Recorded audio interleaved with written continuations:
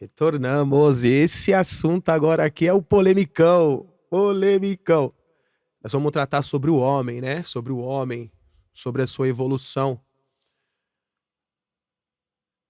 Não, Darwin não estava errado. Darwin não estava errado. Darwin não estava errado.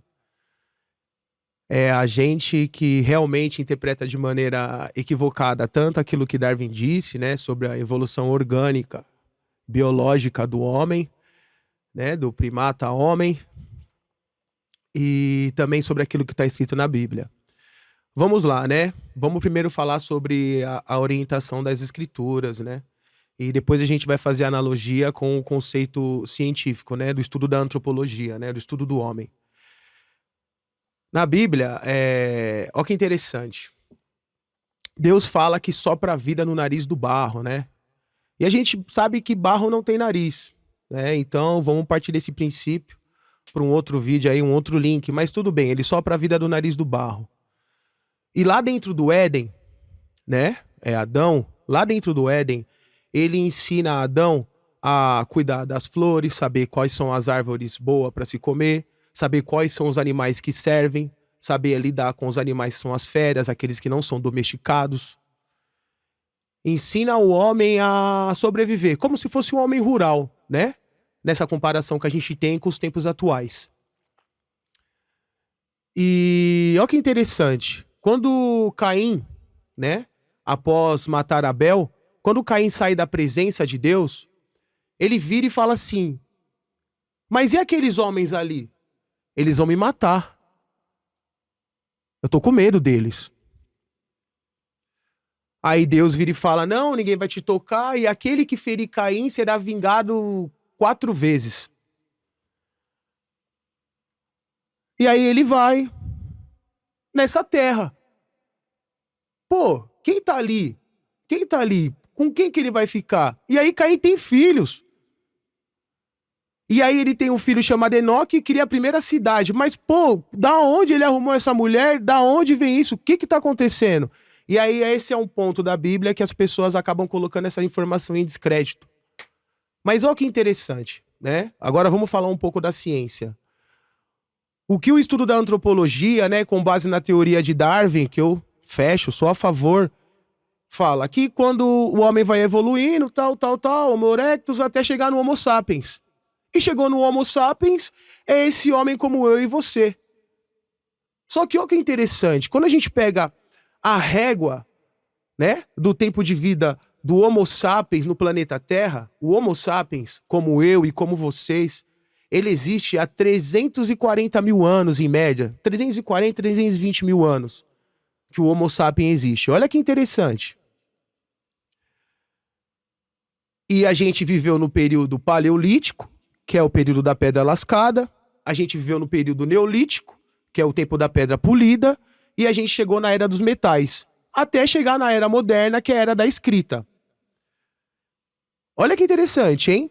O ser humano, sapiens, como eu, como vocês, ele existe há 340 mil anos em média na Terra.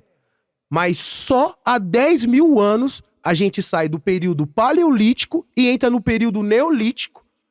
E em 10 mil anos a gente consegue colocar um homem na Lua. Porque por mais que as pessoas duvidem, isso é um fato. Isso é um fato. Então a gente tem a falsa impressão de que só o fato do nosso organismo ter evoluído da forma que a gente vê hoje, já deu esse poder intelectual pra gente. Mas será que isso é um fato? Vamos analisar essa evidência novamente, a régua do Homo sapiens na Terra. 340 mil anos como eu e como você. E só 10 mil anos a gente começa a cuidar da fazenda. Para em 10 mil anos a gente colocar o homem na Lua. Mas a gente fica 310 ou 330 mil anos batendo pedra na caverna. E você acha que foi o fato da gente ser da maneira que a gente é hoje, organicamente falando, que levou a gente a ter essa intelectualidade? Se a gente observar a régua da evolução humana, né, como eu acabei de dizer, que é o período paleolítico, neolítico, era dos metais, ela está de acordo com aquilo que a Bíblia instrui em relação ao primeiro homem, descendente de Deus, vamos chamar de homens adâmicos. O que acontece? Deus ensina a Adão, no Éden, ser um homem neolítico. Adão sai do Éden sendo um homem neolítico, um homem que tem animais, que sabe lidar com as plantas, sabe colher os frutos das árvores, sabe identificar o que é ruim. E olha que interessante, qual é o próximo período que a gente tem após o período neolítico? É a idade dos metais. E quando a gente pega em Gênesis, na genealogia de Caim, um de seus filhos é responsável por ser o primeiro forjador de metais. E o nome dele é Tubal-Caim.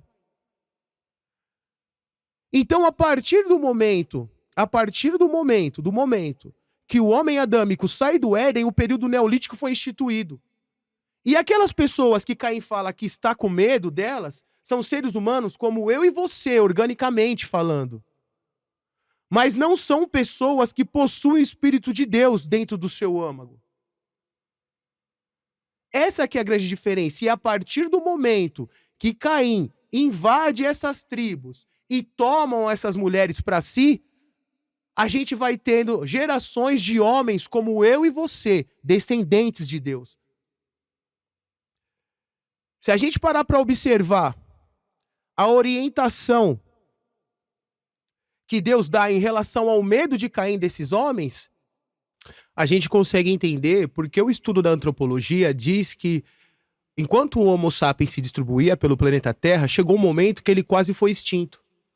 Por quê? Quando a gente pega nas orientações na genealogia de Caim, a gente observa que quem ferisse Caim ia sofrer a vingança 4 vezes na sua geração. E quando vem um dos filhos de Caim, não filhos netos, né? Tubal-Caim, que foi o responsável pelas forjar, que é o pai de todos os homens que forja qualquer tipo de metal. Lameque, que é o pai de Tubal-Caim, fala assim: ouçam, mulheres de Lameque. Deus falou que quem ferisse Caim ia ser vingado 4 vezes. Olha que interessante. Mas agora quem ferir Lameque será ferido 70 vezes 7. Eu vou colocar isso na tela. Porque por uma ferida eu matarei um homem, e por uma cicatriz eu matarei um jovem. Ele está deixando de maneira clara aí que eles estão tendo uma rivalidade com Homo sapiens similares a eles, só que não igual a eles. Não homens descendentes de Adão, homens adâmicos. E aí a gente vai entender porque no estudo da antropologia chega uma hora que o Homo sapiens chega a ser quase extinto. Só que não. Depois, novamente, ele começa a se propagar. Por quê? Porque os homens que saíram do Éden, eles realmente invadiam as tribos desse homem paleolítico, mas fisicamente similar a eu e a você, e tomavam as mulheres para si. Então a pergunta que eu faço para a comunidade científica é, independente daquilo de Darwin sobre a teoria da evolução, que eu concordo, e ela continua, tá? E é na transfiguração de luz. Mas isso é tema para outro vídeo. Aquele luz que Jesus brilhou, Moisés desceu brilhando, isso é tema de outro vídeo. Então a pergunta fica, o fato de nós ser Homo sapiens não quer dizer nada em relação à nossa intelectualidade, porque permanecemos durante 320 mil anos como Homo sapiens na caverna batendo pedra. Então a pergunta é, para a comunidade científica, se hoje eles têm alguma ideia do que fez o homem em 10 mil anos virar fazendeiro e chegar a astronauta. É isso, pessoal. Novamente, tudo que está escrito naquele livro é verdade.